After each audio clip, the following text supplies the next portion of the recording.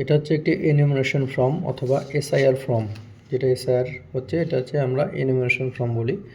তো এই enumeration form আপনাকে কী করে ফিল আপ করতে লাগবে, এখানে আমি পার্ট টু পার্ট দেখিয়ে দিচ্ছি। প্রথমে দেখেন এনুমারেশন ফর্মে সেখানে সংশ্লিষ্ট বিএলওর নাম এবং কন্ট্যাক্ট নাম্বার থাকবে।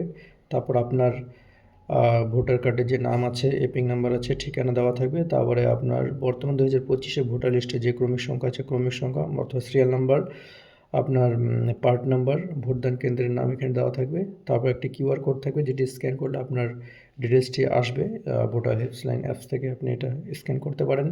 তারপরে যেটা ফটোটা আছে আপনার ভোটার কার্ডে, সেটা আসবে। তার সাইডে একটি সাম্প্রতিক ফটো এখানে আপনাকে লাগাতে লাগবে, পাসপোর্ট সাইজের। এরপর চলে আসলো আপনার জন্ম তারিখ। জন্ম তারিখ আপনি আপনার যে জন্ম তারিখ আছে প্রেজেন্ট, সেটা আপনি দিবেন।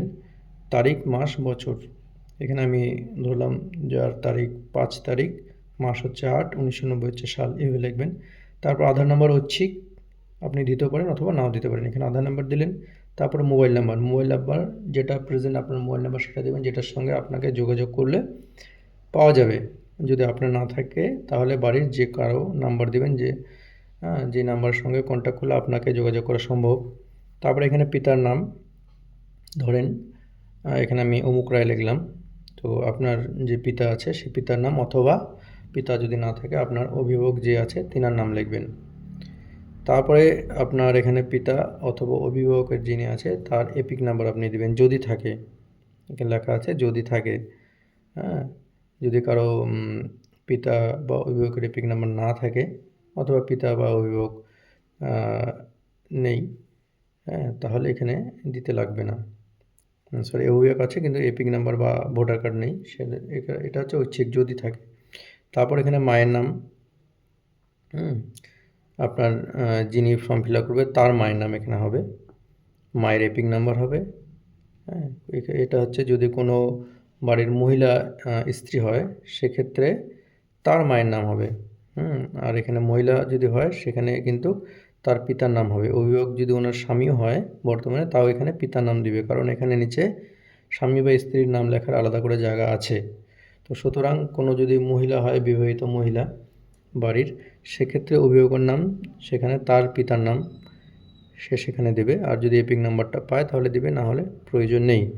তারপর এখানে সেম তার মায়ের নাম্বার এখানে আসবে, মায়ের নাম, মায়ের এপিক নাম্বার। এবার এখানে স্বামী অথবা স্ত্রীর নাম যদি থাকে, যদি বিবাহিত হয় তাহলে কোনো যদি পুরুষ যদি এটা ফিল আপ করে বিবাহিত হলে তার স্ত্রীর নাম, নিচে স্ত্রীর এপিক নাম্বার, অথবা কোনো মহিলা যদি ফিল আপ করে যদি বিবাহিত হয় তাহলে তার স্বামীর নাম এবং স্বামীর এপিক নাম্বার এখানে বসবে। আর যদি বিবাহিত না হয়, আনম্যারিড, তাহলে এই দুটো ঘর ফাঁকাই থাকবে। তারপরে চলে আসলো এই যে এই নিচের দুই তথ্য আর কি, একটা বাঁদিকে একটা ডান দিকে আছে। তো এটা হচ্ছে আপনার 2002 সালের, এটা অবশ্যই খেয়াল রাখবেন, এটা হচ্ছে 2002 সালের তথ্য এই জায়গা হবে। যদি আপনার নাম, যিনি ফর্ম ফিল আপ করছে, এই নির্বাচক যিনি আছে প্রথমে নাম দেওয়া আছে, সেই ব্যক্তির নাম যদি 2002 সালে থাকে তাহলে এই ঘরে তার ডিটেলস ফিল আপ হবে, এই ঘরটা তখন ফিল আপ হবে না, এটা ব্ল্যাঙ্ক থাকবে। তো আমি এখানে ধরেন একটা 2002 সালের ভোটার লিস্ট নিয়েছি, এরকম আসবে 2002 সালের একটা আপনার কাছে ভোটার লিস্ট থাকবে। এটা যদি আপনারা কমিশনের সাইট থেকেও এটা আপনি ডাউনলোড করতে পারেন। হ্যাঁ, যদি প্রয়োজনে এটা আমি একটা ভিডিও দিয়ে দেবো। তো এখানে যে দেখেন 2002 সালের এটা ভোটার লিস্ট। হ্যাঁ, এই ভোটার লিস্ট থেকে তথ্যটা এখানে আসবে।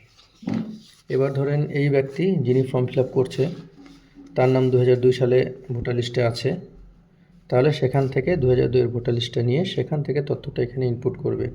ঠিক আছে? তাহলে ধরেন যেই ব্যক্তি আছে ওই ব্যক্তির নাম ভোটার লিস্টে পাওয়া গেছে 2002 সালে, তাহলে এখানে নামগুলো থাকবে, এখানে আমি হাইড করে রেখেছি।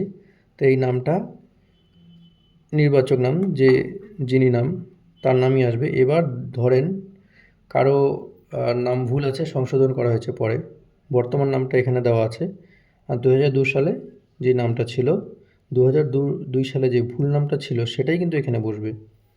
এখানে কিন্তু কোনো রকম কারিগরি করা যাবে না, 2002 সালে যা ছিল সেম টু সেম এখানে আসবে। এখান থেকে নাম পেয়ে গেলেন, এপিক নাম্বার এখানে দেখেন এপিক নাম্বার দেওয়া আছে।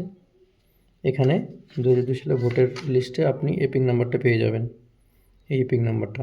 কারো কারোর ক্ষেত্রে কিন্তু এপিক নাম্বার দেওয়া নাই, দেখবেন 2002 সালে ভোটার লিস্টে অনেকেরই এপিক নাম্বার দেওয়া নেই। তো সেক্ষেত্রে আপনাকে দিতে লাগবে না, এখানে বলাই আছে যদি থাকে তবেই দিবে। তারপরে আত্মীয়র নাম, এখানে আত্মীয়র নাম 2002 সালে আপনি পেয়েই যাবেন।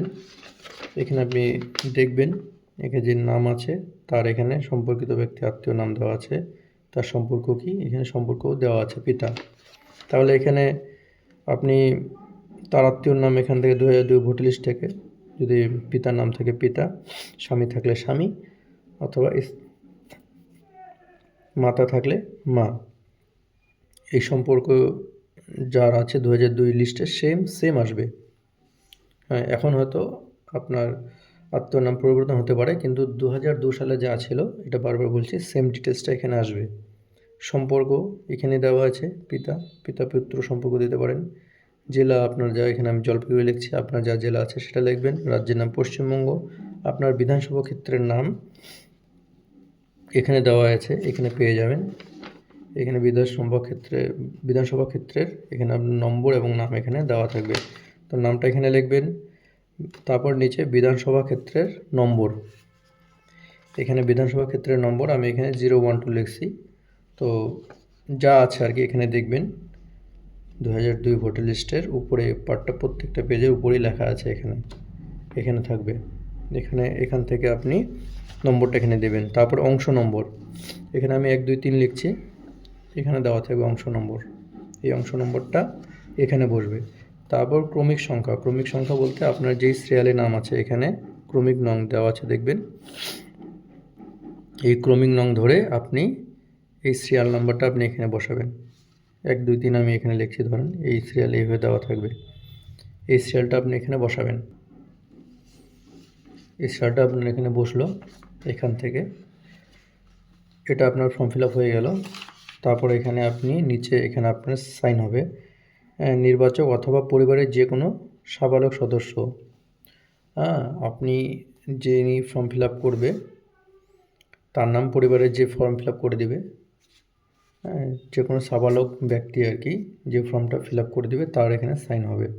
যিনি নির্বাচক সেও নিজেও করতে পারে, অথবা পরিবারের যে কোনো সাবালক ব্যক্তি এখানে সই করতে পারে, অথবা যদি সই করতে না পারে তাহলে বাম হাতের বৃদ্ধ আঙুলের ছাপ